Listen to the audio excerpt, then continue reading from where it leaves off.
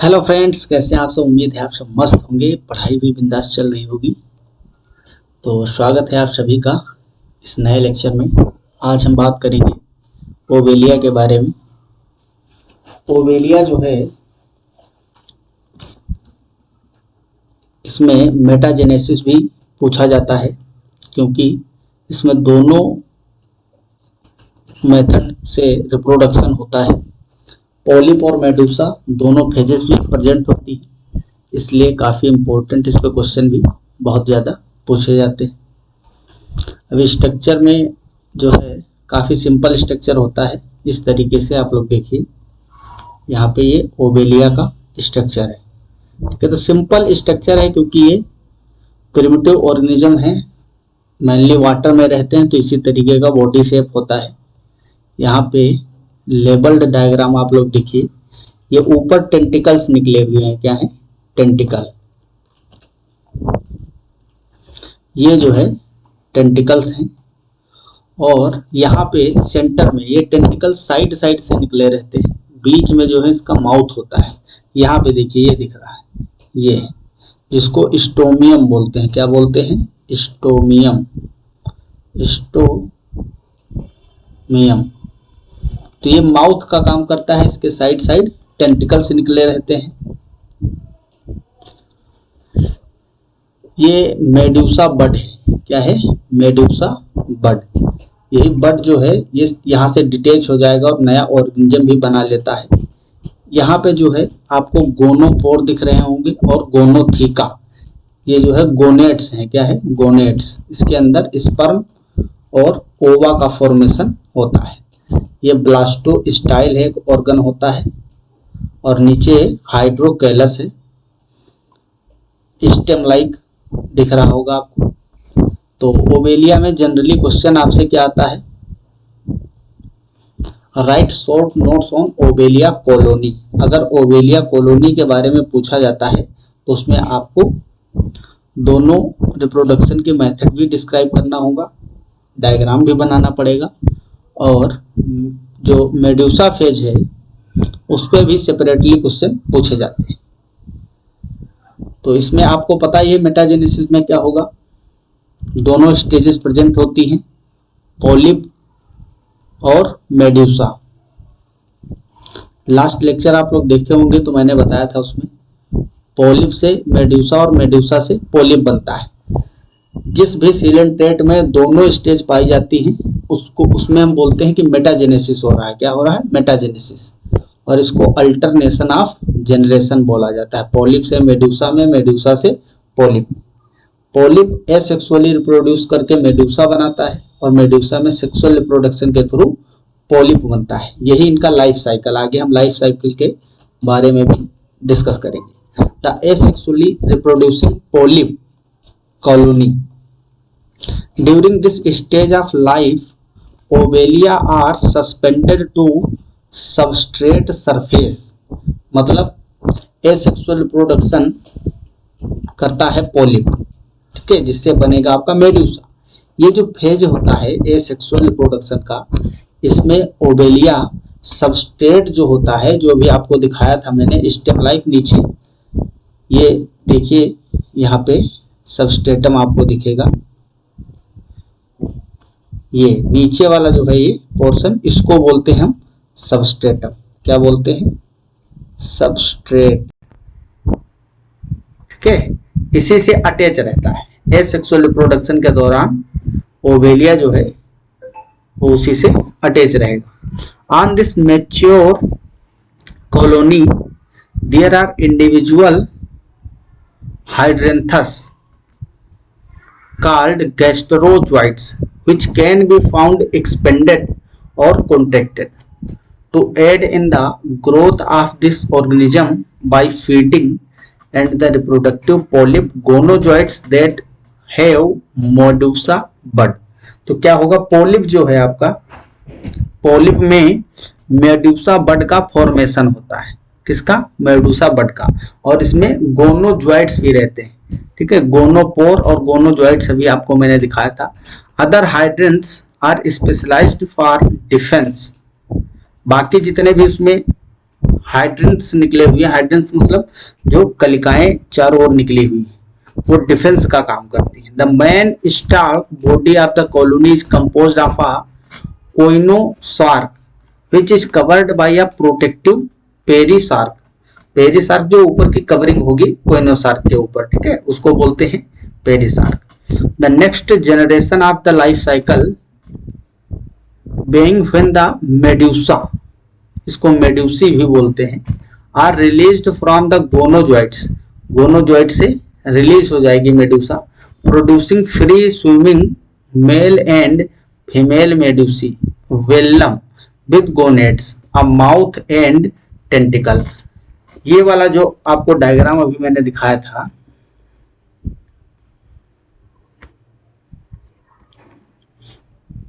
जिसमें मेडुसा बड है, ठीक है, इसमें देखिए गोनोपोर जो ऊपर छिद्र होता है इसको गोनोपोर बोलते हैं। इसके अंदर मेल और फीमेल दोनों गोनोजॉइड्स भी होगा इसमें, ठीक है। जब वो रिलीज होंगे यहाँ से, ये फटेगा और यहाँ से रिलीज होंगे। रिलीज होने के बाद में जो मेडुसा बाहर निकलेगा उसमें माउथ प्रेजेंट होगा, यही स्टोमियम लाइक, ठीक है। बाकी अदर पार्ट भी प्रेजेंट होते हैं। ये एसेक्सुअल रिप्रोडक्शन से बनता है, जिसको खास करके आपको याद रखना है, ठीक है। Male and female medusae velum including their gonads are indistinguishable, अलग अलग आप इनको नहीं कर सकते हो, एक ही जैसे होते हैं। And the sex can only be determined by observing the inside of the gonads which will either contain sperm or egg। जब तक आप इंटरनल स्ट्रक्चर का ऑब्जर्वेशन नहीं करेंगे तो आपको बाहर से नहीं पता चलेगा कि मेल है या फीमेल पार्ट है, ठीक है। स्पर्म और एग के को देखने के बाद ही पता चल पाएगा, क्योंकि एकदम सिमिलर होते हैं, identical. The medusae reproduce sexually releasing sperm and eggs, मतलब पोलिप जो है आपका, पोलिप के ऊपर ये जो अभी आपको डायग्राम दिखाया था वो पोलिप फेज था। कौन सा था? पोलिप फेज, पोलिप स्टेज की हम बात अभी कर रहे हैं। यहाँ पे ये जो है आपका, ये पोलिप की बात हो रही है। तो यहाँ से एक इस तरीके से स्ट्रक्चर था जिसमें क्या लगा हुआ था? मेड्यूसा। अब मेड्यूसा यहाँ से डिटेच हो गया, मतलब इसमें जैसे मुकुलन होता है, बडिंग है ना, या फ्रेगमेंटेशन होता है, बॉडी का कोई भी पार्ट टूट जाए और नया ऑर्गेनिज्म बन जाए। तो यहाँ से क्या हुआ है, पोलिप से जो पोलिप फेज थी उसमें मेडूसी बन गया, और वो मेडूसा जो है सेपरेट हो गया है, अलग हो गया है। तो ये कैसा मेथड है? Asexual method, asexual method. अब इससे जो मेडूसा अलग हुआ है, मेडूसा, उसके अंदर मेल और फीमेल गैमीट्स बनेंगे। क्या बनेंगे? मेल और फीमेल गैमीट्स का फॉर्मेशन होगा, स्पर्म और egg. The medusae reproduce sexually releasing sperm and eggs. अब ये जो मेल और फीमेल गैमीट्स हैं, एग और स्पर्म, मेड्यूसा के अंदर जो फॉर्म हुए हैं, ठीक है। फिर से समझिए, पोलिप जो अभी आपको स्ट्रक्चर दिखाया वो पोलिप स्टेज है, उसमें से मेडूसा डिटेच हो जाएगा, रिलीज हो जाएगा एसेक्सुअल रिप्रोडक्शन के थ्रू, क्योंकि यहाँ पे कोई गैमेट तो पार्टिसिपेट कर नहीं रहे, ये मेडूसा रिलीज हो जाएगा। तो इसको हम एसेक्सुअल मेथड ऑफ रिप्रोडक्शन बोलते हैं। यहाँ से मेडूसा जो है जैसे ही रिलीज होगा, मैच्योर होने के बाद में यहाँ मेल और फीमेल गैमेट्स का फॉर्मेशन होगा। मेल गैमेट स्पर्म होंगे और फीमेल गैमेट एग होगा। अब इसमें क्या होगा? दोनों में फर्टिलाइजेशन होगा, इन दोनों में फर्टिलाइजेशन होगा। फर्टिलाइजेशन मतलब निषेचन होगा, हिंदी में क्या बोलते हैं हम? निषेचन। अब इस निषेचन के बाद में जाइगोट बनेगा, ठीक है, युग्मनज, युग्मनज का फॉर्मेशन होगा। यहाँ पे releasing sperm and eggs that fertilise to form a zygote which later morph into a blastula. मतलब वो सभी, पहले विदलन होगा इसमें, ठीक है, विदलन, क्लीवेज क्लीवेज क्या होता है? एक माइटोटिक डिवीजन होता है, सिंपल माइटोसिस डिवीजन। क्लीवेज के बाद में अलग अलग स्टेजेस जो आती हैं जाइगोट के बाद, ब्लास्टुला, गैस्ट्रुला, वो सभी स्टेजेस आएंगी। देन आ सिलिएटेड स्विमिंग लार्वा कॉल्ड प्लेन्यूला। ठीक है, तो ये प्लेन्यूला लार्वा का फॉर्मेशन करेंगे। यही जो जाइगोट है आपका, इसमें बहुत सारे मल्टीपल डिवीजन होते हैं, माइटोटिक डिवीजन होंगे। इसमें क्या होंगे? Mitotic division. और इस माइटोटिक डिवीजन से क्या बनेगा? ब्लास्टुला बनेगा, ब्लास्टुला। और उसके बाद में गैस्ट्रुला बनेगा, ग्रेस्ट्रुला। और फिर ये सिलिएटेड फ्री स्विमिंग लार्वा का फॉर्मेशन करेगा। क्या बन जाएगा? लार्वा, जिसमें कई सारी सेल होंगी। अभी देखो जाइगोट जो था वो सिंगल सेल स्ट्रक्चर था। कैसा था? Single cell. इसमें मल्टीपल डिवीजन होंगे, माइटोटिक डिवीजन, फिर एक लार्वा बनेगा अंत में, जिसको हम बोलते हैं प्लेन्यूला लार्वा, प्लेन्यूला लार्वा। अब इसका स्ट्रक्चर आपको मैं दिखाता हूं। ये जो प्लेन्यूला लार्वा है ये किस तरीके का होता है। इसका जो स्ट्रक्चर है लार्वा का, ये देखिए, ये जो है ये आपका लार्वा है, प्लेन्यूला लार्वा। ठीक है, यहां पे लिख लेते हैं प्लेन्यूला लार्वा। ठीक है, इसमें देखिए कितने सारे ऑर्गन्स हैं। ये टेंटिकल्स हैं। ठीक है, यहाँ पे स्टेटोसिस्ट है। स्टेटोसिस्ट क्या करता है? ये बैलेंस का काम करता है। किसका? बैलेंस का काम करेगा, संतुलन का काम करता है। और टेंटिकल्स जो होते हैं ये डिटेक्शन का काम करते हैं। ठीक है, सेंसिटिव होते हैं, एनवायरनमेंट के प्रति बहुत ज्यादा संवेदनशील होते हैं। टेंटिकुलर बल्ब होता है इसमें, ये जो प्रेजेंट है ना इसमें, यहाँ पे देख रहे हैं, ये जो टेंटिकल के अंदर है वो क्या है? ये सब स्टेटोसिस्ट है। और जो इस लाइन पे उभार दिख रहे हैं आपको ये वाले, ये क्या है? ये सभी टेंटिकुलर बल्ब है। और इसमें इस तरीके से देखो, ये पूरा सर्कल है और इसमें इस सेंटर से ये जो लाइन गई है इसको हम रेडियस बोल सकते हैं ना।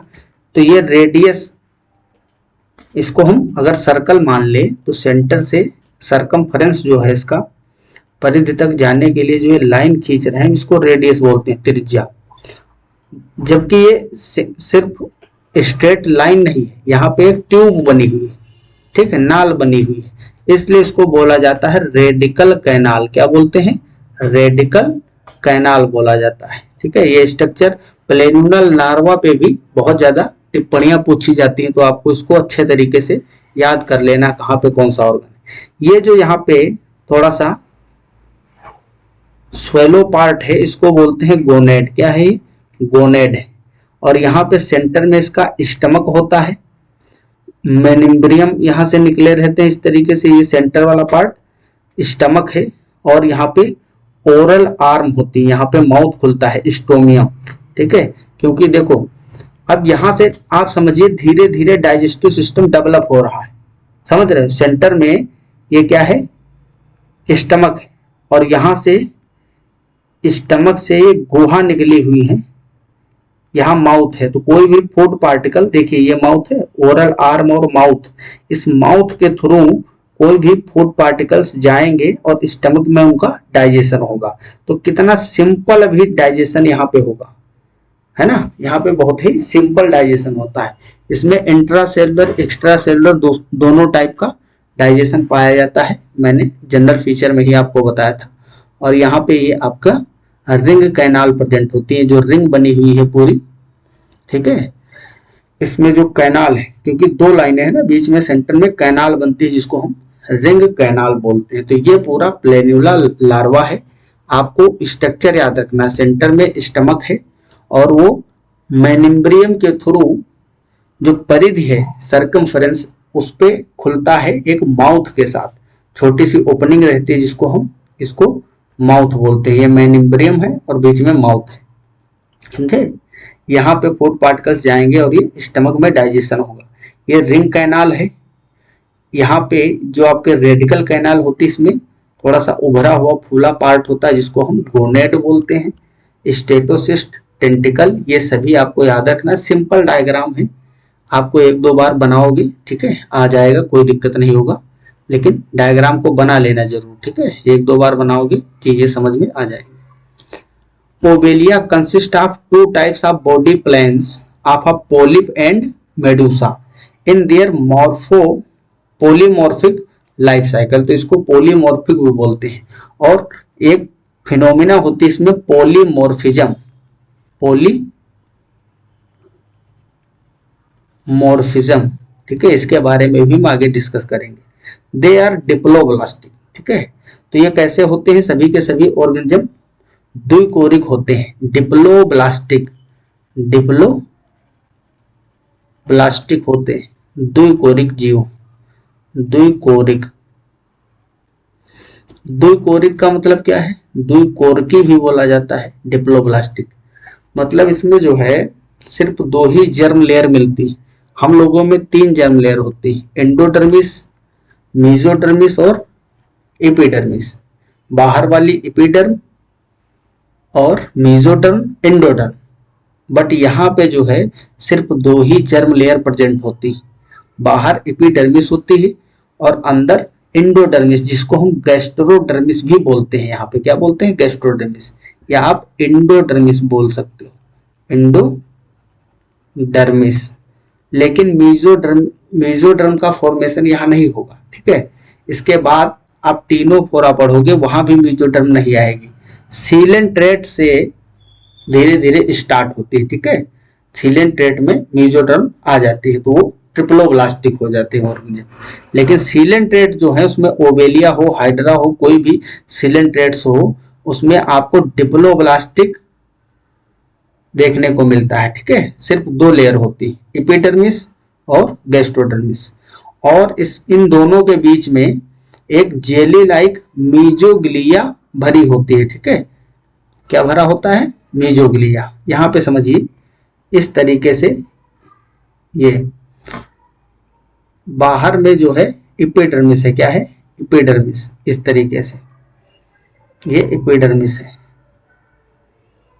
एपिडर्मिस, और अंदर एंडोडर्मिस, और सेंटर में इस तरीके से मीजोग्लिया के पैचेस पड़े रहते हैं, ठीक है। इस तरीके से बहुत सारे पैचेस सेंटर में पड़े रहते हैं, इसको हम बोलते हैं मीजोग्लिया। जबकि एक कंटिन्यूअस कंप्लीट रिंग होनी चाहिए थी मेसोडर्म की, लेकिन उसका फॉर्मेशन अभी नहीं हुआ यहाँ पे, उसकी जगह पे यहाँ मीजोग्लिया पाए जाते हैं, ठीक। तो बाहर में आपका एपिडर्मिस है, क्या है? एपिडर्मिस। और सेंटर में ये क्या है? दूसरे कलर से दिखाता हूं, ये सेंटर वाला आपका एंडोडर्मिस। और बीच में, इन दोनों के बीच में क्या भरा होता है? मीजोग्लिया, मीजोग्लिया, ठीक। मेसोडर्म यहाँ पे एब्सेंट है। They are diploblastic with 2 true tissue layers.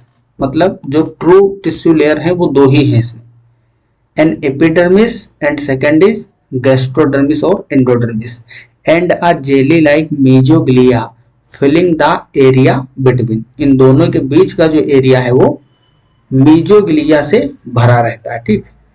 चलिए इतना तो क्लियर हो गया। सभी लाइनें इंपॉर्टेंट है, एक एक लाइन को आपको याद रखना है। The 2 true tissue layers they carry a nerve net.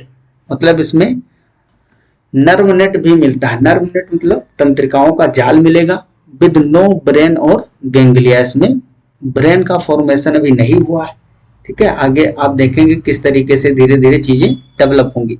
लेकिन नर्व नेट, तंत्रिका जाल जो होता है, तंत्रिका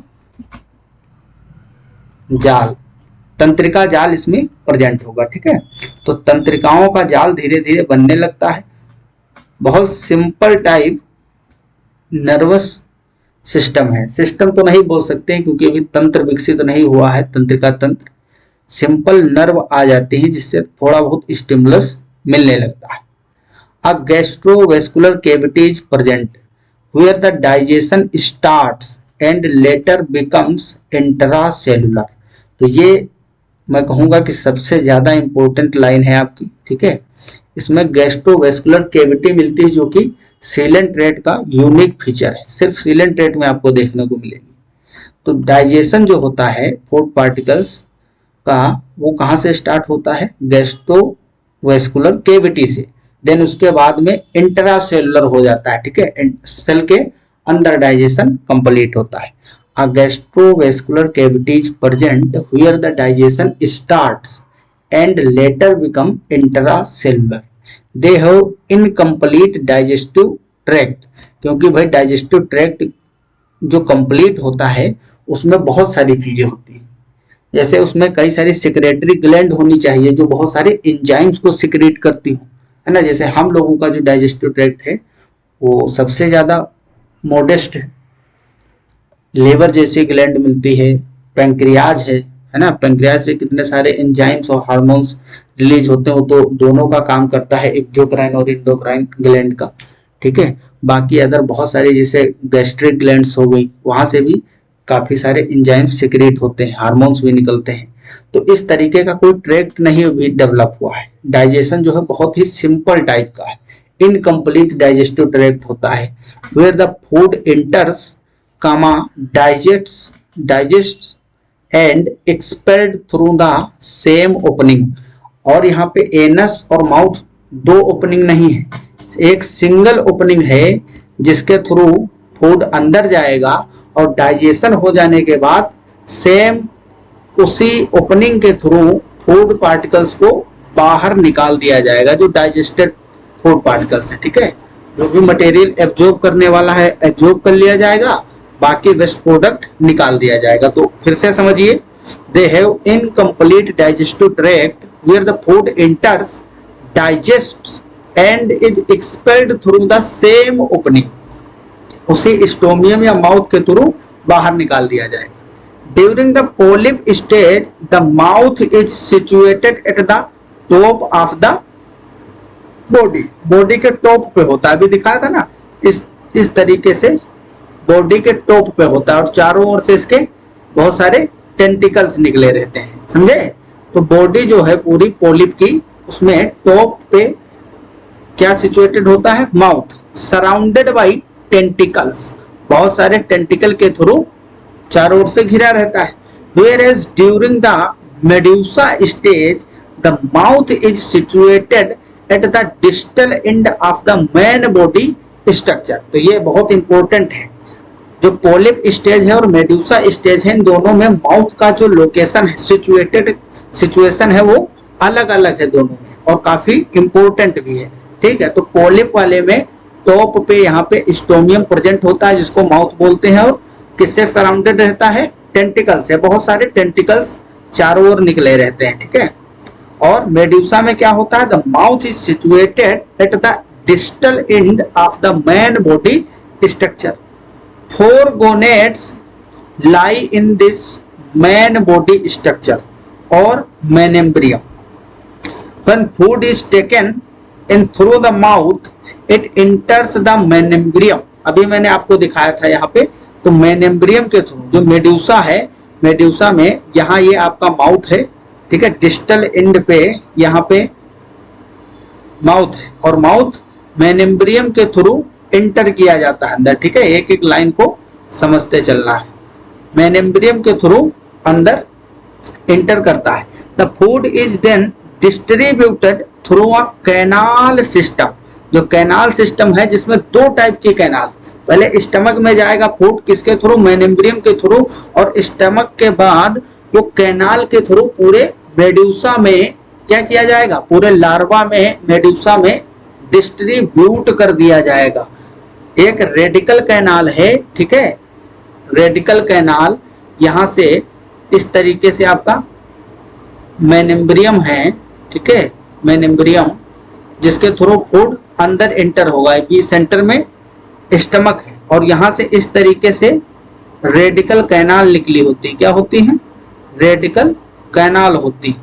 तो इन रेडिकल कैनाल के थ्रू सरकमफेरेंस जो है, इसकी परिधि में जो एक कैनाल है, ठीक है, रिंग कैनाल, उस पूरे में क्या होता है, डिस्ट्रीब्यूट किया जाता है फूड को, consisting of 4 radical canals and an outer ring canal, ठीक है। तो पूरे बॉडी में, मेडूसा के बॉडी में फूड को क्या किया जाएगा, डिस्ट्रीब्यूट किया जाएगा। Defence and the capture of prey are help by unique stinging cells called nidocytes that contains nematocysts which are triggered by the nidocil। तो इसमें जो प्रे है इनका, जिसको भी पकड़ के कैप्चर करके खाते हैं, ठीक है, डाइजेस्ट करते हैं, उनको पकड़ने में नाइडोब्लास्ट सेल्स जो होते हैं, जिसको नाइडोसाइट्स भी बोला जाता है, और उसमें निमेटोसाइट सेल्स होती हैं, उसके थ्रू ये कैप्चरिंग का काम किया जाता है, ठीक है। प्रे को कैप्चर करने का काम नाइडोब्लास्ट कोशिकाएं करती हैं, इसीलिए इनका नाम नाइडेरिया भी पड़ा है, ठीक है। सिलेंट्रेटा को हम इसीलिए नाइडेरिया बोलते हैं क्योंकि इसमें नाइडोब्लास्ट सेल्स पाई जाती हैं। जनरली माउथ के चारों ओर होती हैं, टेंटिकल्स जहां होते हैं उसमें ज्यादा होती हैं, क्योंकि आपको पता है फूड को, भैया टेंटिकल्स है, यहाँ पे माउथ है, तो इन टेंटिकल में नाइडोब्लास्ट सेल्स होती है जो कि काफी एक्टिव रहती है और प्रे को कैप्चर करके माउथ के अंदर डाल देती, समझे। तो यहाँ पे मैक्सिमम आपको नाइडोब्लास्ट सेल्स मिलती, ठीक है। ये जो टेंटिकल्स हैं, टेंटिकल वाली एरिया में मैक्सिमम मिलेंगे। तो ये हो गया डाइजेशन, ठीक है। आपको याद रखना है बॉडी जो है 2 टाइप की है इनकी, पोलिप और मेड्यूसा। मेड्यूसा में जितने भी पार्ट हैं, कैनाल वगैरह है, उन सबको याद रखना है, किस तरीके से मेम्ब्रेन के थ्रू फूड का अंदर जाना है, फिर डिस्ट्रीब्यूशन है। पोलिप में भी एक एक चीज को याद रखना है।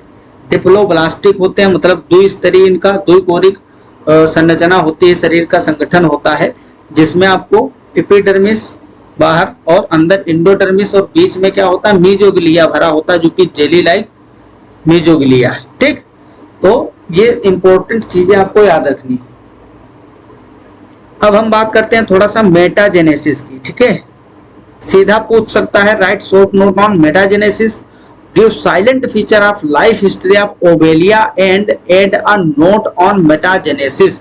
सीधा मेटाजेनेसिस पूछेगा और ओबेलिया में मेटाजेनेसिस पूछा जाता है, ठीक, क्योंकि ये काफी इंपॉर्टेंट स्पीसीज है और इसमें मेटाजेनेसिस देखने को भी मिलता है। अभी हाइड्रा की बात करें तो उसमें मेटाजेनेसिस नहीं होता है, ठीक है। तो ऐसे सिलेंट्रेट जिनमें पोलिप मेड्यूसा दोनों फेज होंगे, सिर्फ उसी में मेटाजेनेसिस देखने को मिलेगा।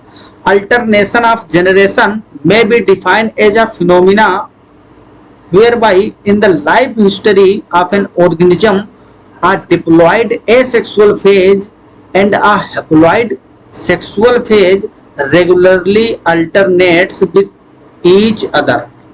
समझे। तो ये डिफिनेशन है। अल्टरनेशन ऑफ जनरेशन हम किसको बोलते हैं, जिस ऑर्गेनिज्म के लाइफ साइकिल में डिप्लॉइड एसेक्सुअल फेज जो है वो हैप्लॉइड एसेक्सुअल फेज से अल्टरनेट, रेगुलरली अल्टरनेट बदलता हो, ठीक है।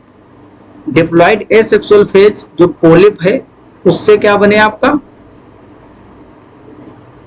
नहीं, डिप्लॉइड जो एसेक्सुअल फेज है उससे सेक्सुअल फेज और सेक्सुअल से एसेक्सुअल दोनों में बराबर अल्टरनेशन होता रहे, तो उसको बोलते हैं अल्टरनेशन ऑफ जनरेशन, पीढ़ी एकांतरण बोला जाता है। पोलिप का मेड्यूसा में, मेड्यूसा का पोलिप में बदलाव। In Obelia life cycle include 2 clearly defined phases, a fix polypoid phase, polypoid मतलब वही पोलिप फेज, जिसको हाइड्रोइड कॉलोनी भी बोला जाता है, जो कॉलोनी मैंने आपको स्टार्टिंग में डायग्राम दिखाया था, एंड आ पेलेजिक मेड्यूसॉइड फेज। तो ये वर्ड काफी आपको टाइट दिख रहे होंगे, इनको याद कर लेना। पोलिप को पोलिपॉइड फेज या हाइड्रोइड कॉलोनी भी बोलते हैं, और सेकंड है आपका पेलेजिक मेड्यूसॉइड फेज। अब यहाँ पे देखिए ओबेलिया में आपको लिखा है लाइफ साइकिल में दोनों के दोनों जो फेज हैं वो काफी क्लियर डिफाइन होते हैं। बाकी अदर जो सिलेंटेट हैं उसमें भी मिलेंगे, कुछ में अल्टरनेशन ऑफ जनरेशन मिलता है, लेकिन इतना अच्छे से आपको नहीं मिलेगा किसी में। इसीलिए हम ओबेलिया में पढ़ते हैं।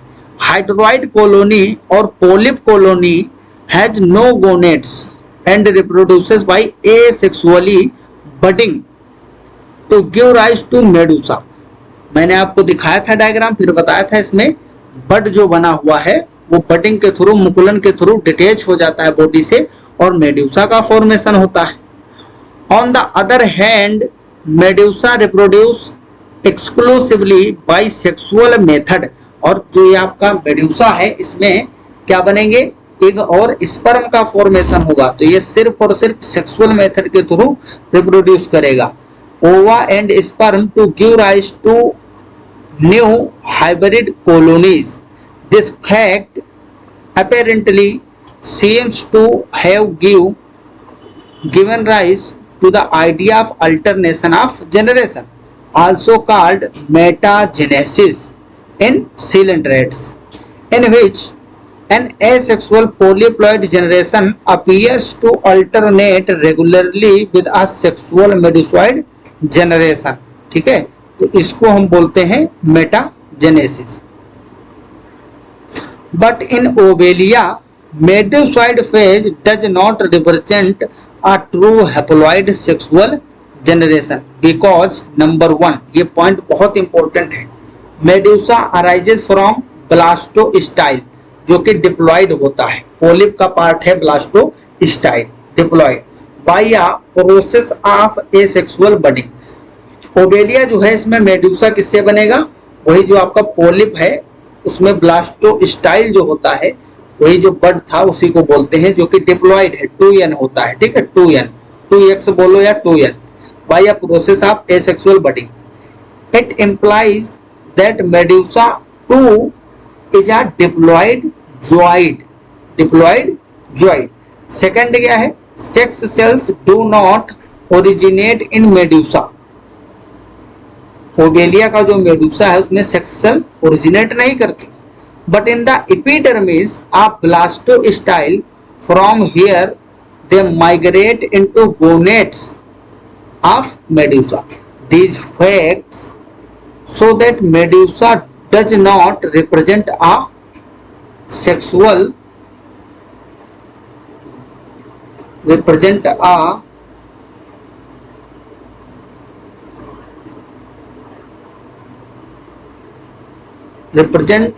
sexual generation.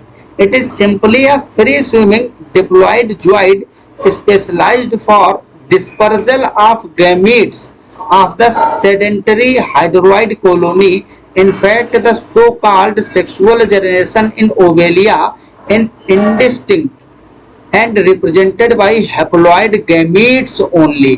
ठीक है, तो इसमें सिर्फ gametes ही बनेंगे, उसके बाद में खेल आगे चालू होगा लार्वा का। क्या बनेगा, लार्वा का फॉर्मेशन होगा।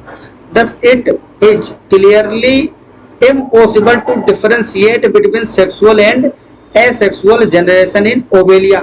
Sexual hydroid colony and asexual medusa merely represent different phases or zooids, an example of polymorphism, इसको बहुरूपता बोलते हैं, and belong to a single diploid generation, so that a true alternation of generation cannot be said to occur in Obelia.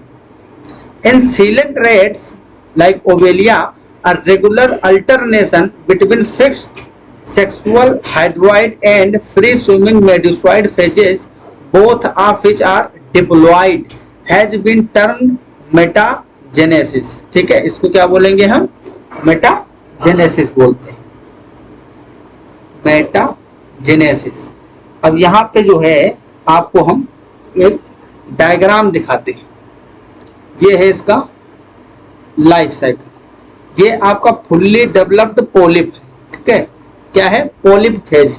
अब यहाँ से क्या, ये जो है पार्ट, ये मेडुसा डिटेच होगा बाई एसेक्सुअल रिप्रोडक्शन और इससे बनेगा मेडुसा। क्या बनेगा, मेडुसा। ये है फीमेल मेडुसा। अब देखिए इसमें और इसमें कोई विशेष अंतर नहीं है, बाहर से आप नहीं जान पाओगे, समझे। अब इसमें कलर से इनको डिफरेंट दिखाया गया है डायग्राम में, लेकिन शेप साइज देखिए इनका जो आकार एकदम सेम है, आइडेंटिकल है। ये कलर से सिर्फ आपको यहाँ पे डायग्राम में अलग अलग दिखाया गया, बाकी कलर भी एक जैसे होते हैं, इसलिए आप इनको डिफरेंशिएट नहीं कर सकते हो, समझे। बाहर से देख के आप तभी इनको अलग करते हो जब इसमें गैमेट का फॉर्मेशन होता है। ये एग बनाया तो हम बोल देंगे ये फीमेल मेडूसा है, और यहाँ पे स्पर्म का फॉर्मेशन हुआ तो ये मेल मेडूसा। तो जब मेडूसा पॉलिप से बनके तैयार होता है, पॉलिप से एसेक्सुअल रिप्रोडक्शन के थ्रू, बडिंग के थ्रू मेडूसा का फॉर्मेशन जब होगा, तब यहाँ पे ये दोनों आइडेंटिकल होते हैं, एक जैसे होते हैं, लेकिन होते एक नहीं, कोई फीमेल होगा कोई मेल होगा। तो अलग अलग पॉलिप से इस तरीके से मेल और फीमेल मेडूसा का फॉर्मेशन होगा बाय एसेक्सुअल रिप्रोडक्शन, अलैंगिक जनन के। फिर फीमेल मेडूसा से एक अंडे का फॉर्मेशन होगा और मेल मेडूसा से स्पर्म बनेंगे। इन दोनों के मिलने से फर्टिलाइजेशन से क्या बनेगा, जाइगोट, युग्मनज, और इसमें माइटोटिक डिवीजन स्टार्ट हो जाएगा, क्लीवेज होगा, 2 सेल्ड स्टेज, देन उसके बाद में 4 सेल्ड स्टेज, फिर क्या बनेगा, ब्लास्टुला बन जाएगा, फिर फ्री स्विमिंग प्लेन्यूला लार्वा बन गया, ये सिलिएटेड फ्री स्विमिंग प्लेन्यूला लार्वा, ठीक है। जब बहुत ज्यादा सेल्स हो जाती हैं ब्लास्टुला, ब्लास्टुला के बाद में इस तरीके से प्लेन्यूला लार्वा बनता है। फिर प्लेन्यूला जो है सेटल डाउन, यहाँ पे सेटल डाउन हो गया है और यंग पॉलिप का फॉर्मेशन करेगा, यही लार्वा क्या बनाएगा, पॉलिप बनाएगा, और पॉलिप डेवलप करके फिर से मैच्योर पॉलिप बन जाता है, फुल्ली डेवलप पॉलिप। तो ये लाइफ साइकिल इसकी पूरी होती। तो यहाँ पे देखिए ये वाला जो पार्ट है सिर्फ एसेक्सुअल रिप्रोडक्शन का है, बाद में जो है पूरा का पूरा मेडूसा चलता है, ठीक है, मेडूसा की फेजेस चलती हैं। इसको बोलते हैं हम अल्टरनेशन ऑफ जनरेशन और मेटाजेनेसिस। तो आई होप आपको ये क्लास अच्छे तरीके से समझ में आई होगी। अगर कहीं भी कोई डाउट है तो आप लोग जरूर पूछ सकते हो, ठीक है, कमेंट बॉक्स में पूछना। अगले लेक्चर में, ठीक है, ये लास्ट आपकी स्पीसीज इस यूनिट की बची हुई है ऑरेलिया। ऑरेलिया पे भी क्वेश्चन खूब ज्यादा पूछा जाता है, लेटेस्ट भी क्वेश्चन पूछे गए हैं पिछले सालों में। ये थोड़ा पुराना है इसलिए इसमें ईयर जो है 2015-17 तक दिखाए गए हैं। यहाँ पे ऑरेलिया का जो स्ट्रक्चर है इस पे भी शॉर्ट नोट खूब ज्यादा पूछे जाते हैं। तो अगले लेक्चर में हम ऑरेलिया की बात करेंगे। 2 स्पीसीज ही हमको पढ़नी थी सिलेंट्रेट में, पहली ओवेलिया और दूसरी आपकी ऑरेलिया, ठीक। ऑरेलिया ये मेगोसॉइड होता है, छतरी के आकार का होता है, आपको दिखाएंगे। ये इसका लार्वा जो डायग्राम दिख रहा है ये लार्वा है, समझे। तो आई होप आपको ओवेलिया और मेटाजेनेसिस जो है ये दोनों समझ में आया होगा। कोई भी दिक्कत है तो आप लोग जरूर पूछिएगा और मस्त पढ़ाई करते रहिए। मिलते हैं अगले लेक्चर में ऑरेलिया के साथ, तब तक के लिए okay bye, all the very best, thanks for watching, जय हिंद जय भारत।